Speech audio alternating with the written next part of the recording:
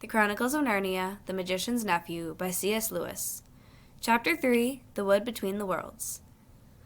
Uncle Andrew in his study vanished instantly.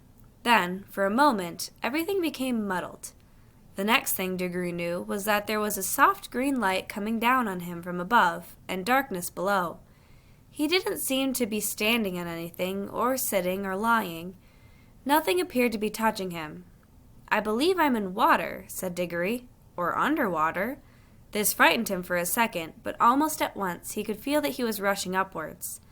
Then his head suddenly came out into the air, and he found himself scrambling ashore, out onto smooth grassy ground at the edge of a pool.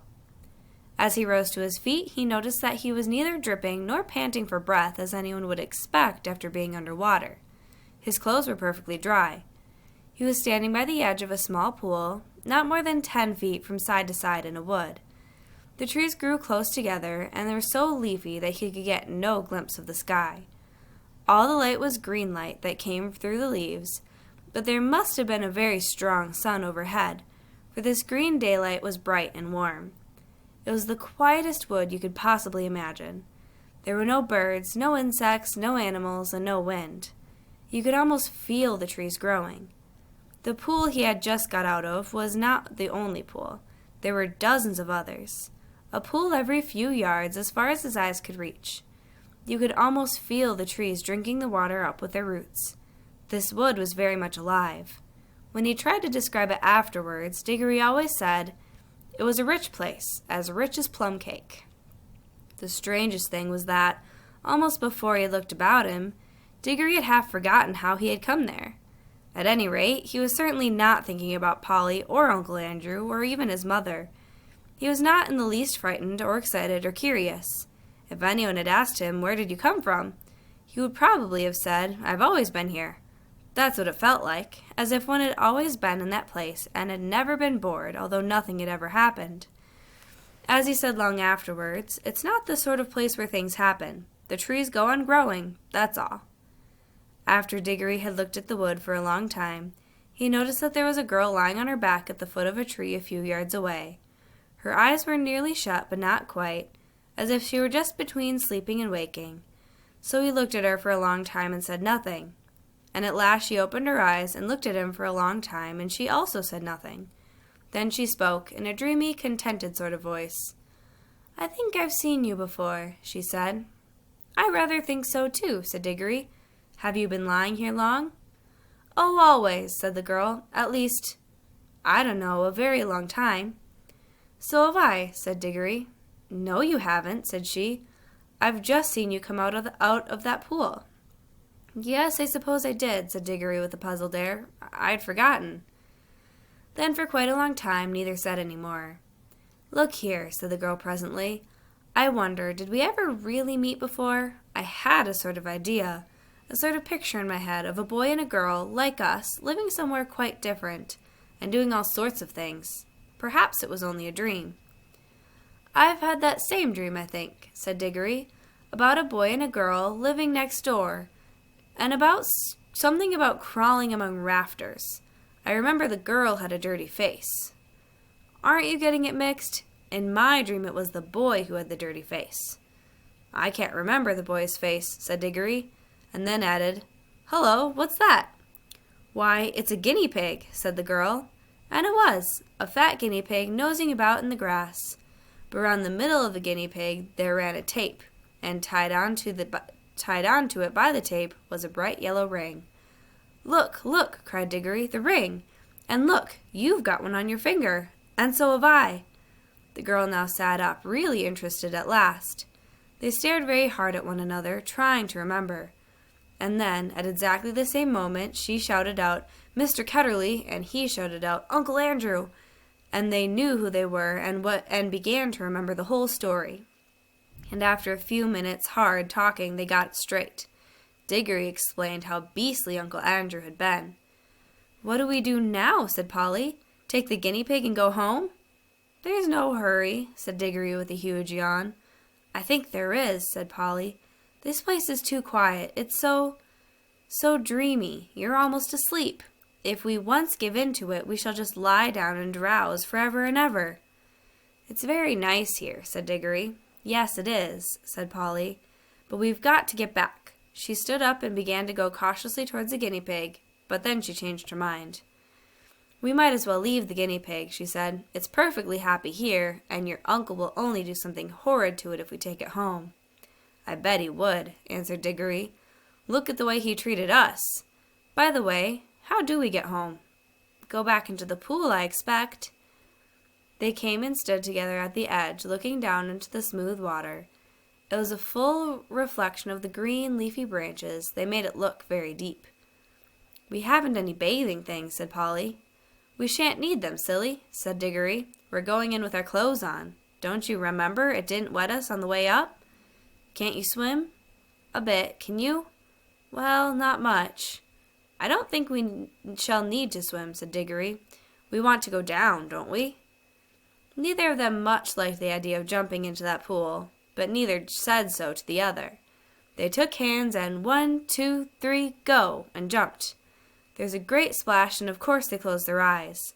But when they opened them again, they found they were still standing hand in hand in the green wood and hardly up to their ankles in water.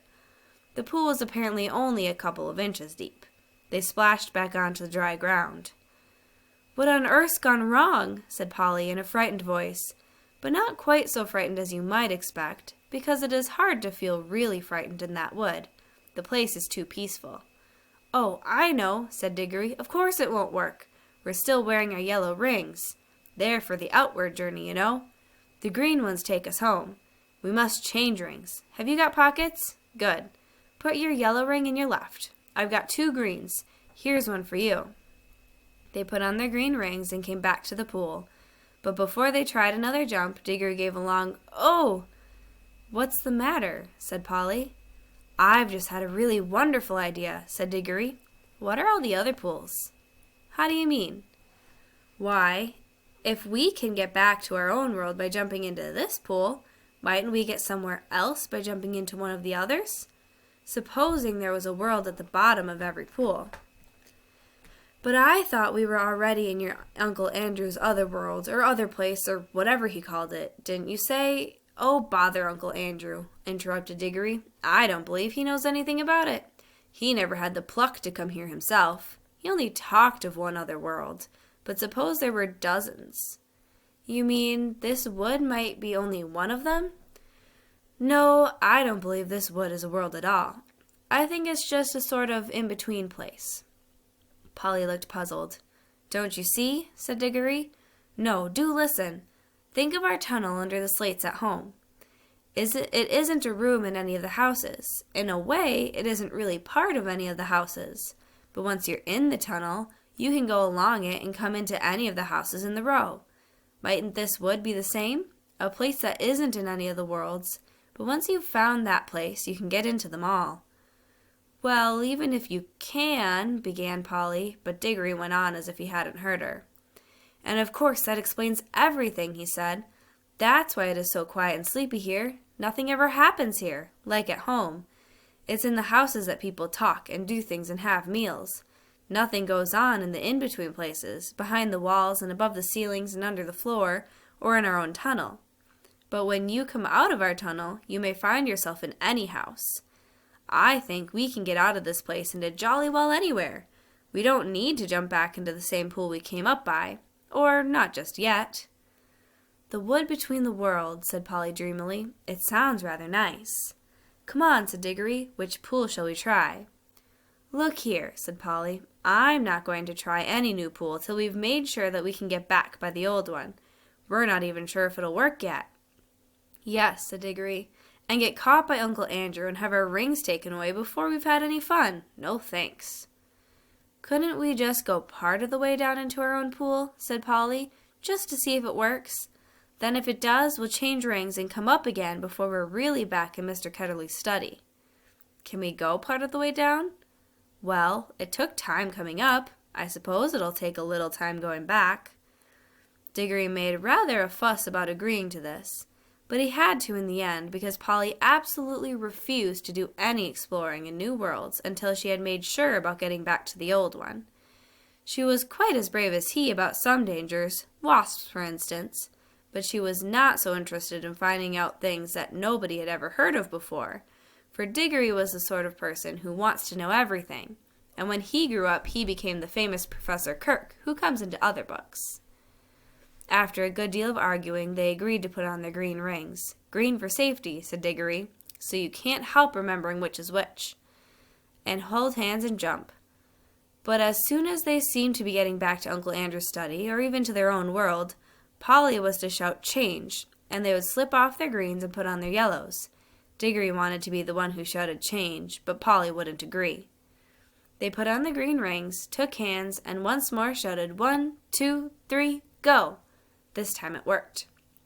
It is very hard to tell you what it felt like, for everything happened so quickly. At first, there were bright lights moving about in a black sky. Diggory always thinks these were the stars, and even swears that he saw Jupiter quite close enough to see its moon. But almost at once there were rows and rows of roofs and chimney pots about them, and they could see St. Paul's and knew they were looking about London. But you could see through the walls of all the houses. Then they could see Uncle Andrew, very vague and shadowy, but getting clearer and more solid-looking all the time, just as if he were coming into focus. But before he came quite real, Polly shouted "change," and they did change.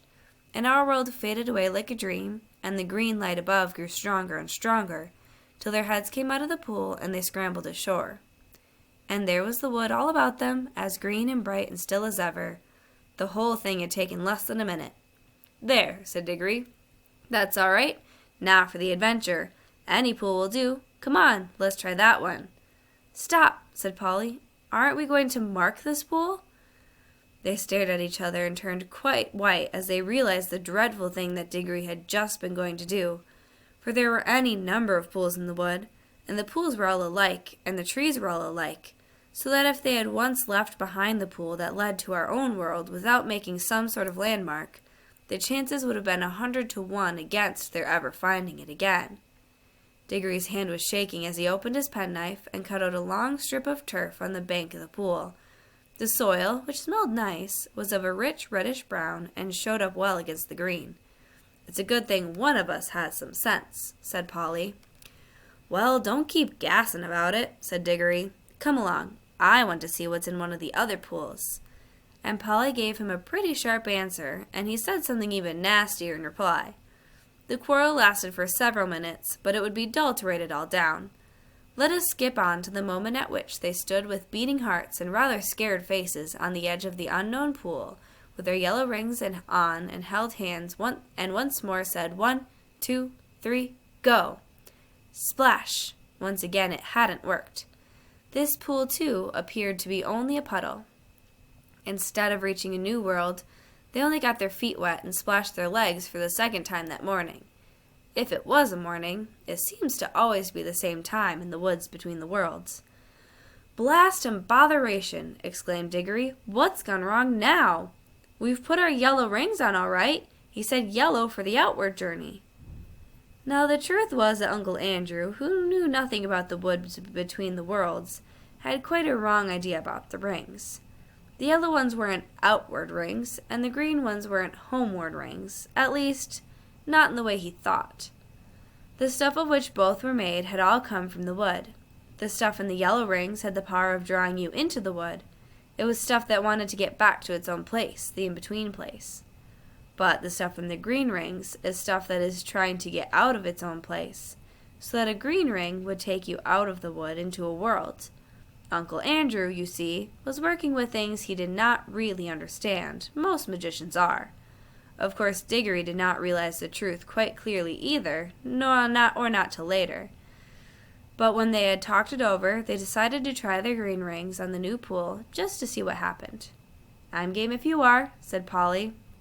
But she really said this because, in her heart of hearts, she now felt sure that neither kind of ring was going to work at all in the new pool, and so there was nothing worse to be afraid of than another splash. I'm not quite sure that Diggory had not the same feeling. At any rate, when they both put on their greens and came back to the edge of the water and taken hands again, they were certainly a good deal more cheerful and less solemn than they had been the first time. 1, 2, 3, go, said Diggory, and they jumped.